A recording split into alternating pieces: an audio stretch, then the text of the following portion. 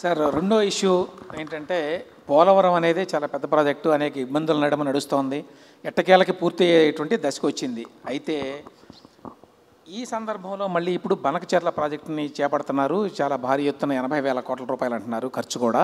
అది అవసరం ఉందని కొంతమంది, లేదని కొంతమంది, ఈ డిబేట్ కూడా జరుగుతోంది. పక్కనున్న రాష్ట్రంలో జరిగినటువంటి గొడవ వల్ల పెద్ద ప్రాజెక్టు కడితే భారీ ఎత్తున డబ్బులు ఖర్చు పెడితే అదంతా వృధా అనేటువంటి ఒక అభిప్రాయం కూడా వచ్చింది చాలామందిలో. ఆ నేపథ్యంలో ఈ ప్రాజెక్టు కట్టాలని ఎందుకు అనుకుంటున్నారు? ఆ ఆలోచన సాగుతోందా? నేనేమన్నానంటే ఇప్పుడు రెండు విషయాలు మనం గుర్తుపెట్టుకోవాలి. ఎగ్జాక్ట్గా 30 సంవత్సరాల కంటే ముందు రాయలసీమ నేను చూశాను. 10 సంవత్సరాల్లో 8 సంవత్సరాల కరువు వచ్చేది. వేరుశెనగ విత్తనాలు వస్తే విత్తన ఖర్చు కూడా వచ్చేది కాదు. వాళ్ళకు నేనే ఇన్పుట్ సబ్సిడీ ప్రారంభించాను. ఒకసారి అనంతపూర్లో కరువు వస్తే పశువులన్నీ ఒక చెరువు దగ్గర తీసుకుపోయి ఆంధ్ర నుంచి రేక్స్లో ట్రైన్స్లో ఫాడర్ తీసుకుపోయి నీళ్లు కూడా తీసుకుపోయి ట్యాంకర్లో బయట కాపాడుకున్నాం. రాయదుర్గ్ ఆ నియోజకవర్గం ఎడారిగా మారిపోతుందంటే డీఫారెస్టేషన్కి, డెజర్టైజేషన్కి మనం ప్రయత్నాలు చేశాం. ఇప్పుడు కూడా దేశంలో 2వ అతి తక్కువ వర్షపాతం ఉండే జిల్లా అనంతపురం. ఈరోజు ఒక్కసారి ఆ కియా మోటార్ దారిలో ఒకసారి పోరండి. ఇప్పుడు అనంతపూర్ జిఎస్టిపిలో కోస్టల్ ఆంధ్ర కంటే మించిపోయే పరిస్థితికి వచ్చింది. దానికి కారణం horticulture. Water is a game changer. ఇప్పుడు నీళ్లు ఉన్నాయి, దానికి కారణం పైన వర్షాలు పడ్డాయి, ఆ నీళ్లు సద్వినియోగం చేశాం. ముందు చూపుతో ఆలోచించి అన్ని రిజర్వాయర్లకు నీళ్లు మళ్ళించాం. కాబట్టి ఈ సంవత్సరం మీరు చూస్తే 90% రిజర్వాయర్లన్నీ కళకళలాడే పరిస్థితికి వచ్చింది. అది కూడా మీరు లాస్ట్ ఇయర్ 18% సర్ప్లస్ రెయిన్ఫాల్ పడింది. ఈ సంవత్సరం 9% డెఫిసిట్ పడింది.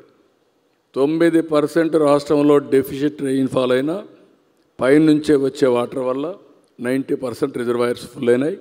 కరువు అనే మాట లేదు, తాగేదాని నీటి సమస్య లేదు. ఇవన్నీ చేయగలిగాం. ఇది చేసినప్పుడు ఎప్పటికైనా నాకు ఒక ఆలోచన, ఇప్పుడు కాదు, నేను వాజ్పేయి గారి పీరియడ్ నుంచి ఆలోచిస్తున్నాం. ఆ రోజు కూడా గంగా కావేరి నదుల అనుసంధానం చేయాలనేది ఆనాటి ఆలోచన.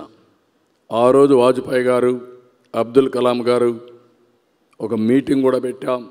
సురేష్ ప్రభుని ఒక టాస్క్ ఫోర్స్ వేసి చైర్మన్ చేశారు. అది వర్కౌట్ చేశారు. ఈరోజు నేషనల్ హైవేస్ ఉన్నాయి. నేషనల్ హైవే ఒక కాన్సెప్ట్ అంతే. డబ్బులు లేవంటే డబ్బులు ఉండవు. ఆ రోజు నేను మలేషియా చూశాను. మలేషియా 2 కోట్ల జనాభా. ఈస్ట్ వెస్ట్ రోడ్డు చూస్తే కారిడార్లో 8 లేన్ రోడ్డు. ఆ రోడ్డు చూసిన తర్వాత 2 కోట్లకు అలాంటి రోడ్డు ఉంది. 120 కోట్ల జనాభాకు మనకు రోడ్డు లేదని వాజ్పేయి గారి దగ్గర మాట్లాడితే ఆయన కూడా కన్విన్స్ అయ్యి ఫస్ట్ బిట్ వేసింది Nellore to Chennai proof of concept. అది సక్సెస్ అవుతానే గోల్డెన్ క్వాడ్రిలేటరల్ రోడ్ వచ్చింది. ఈరోజు ఏ ఊరికి చూసినా వరల్డ్ క్లాస్ రోడ్స్ వచ్చాయంటే that is where PPP model. మీరు చిన్న నీళ్లు లేకపోయినా పర్వాలేదు, లేకపోతే రోడ్డు లేకపోయినా పర్వాలేదు, ఇక్కడే ఉంటామంటే మనం ఇక్కడే ఉంటాం. ఎవరికి ఇబ్బంది లేదు. సర్ప్లస్ వాటర్, సముద్రం లేకపోయే నీళ్లు ఎవరు వాడుకున్న నష్టం లేదు. తెలుగు వాళ్ళందరూ వాడుకోవాల్సిన అవసరం ఉంది. వాళ్ళు అక్కడ గోదావరి పైన నీళ్ళన్నీ వాడుకోవచ్చు. కృష్ణాలో ఉండే నీళ్ళు ఎట్లా వాటాలు కొంతవరకు ఇచ్చుకున్నాం.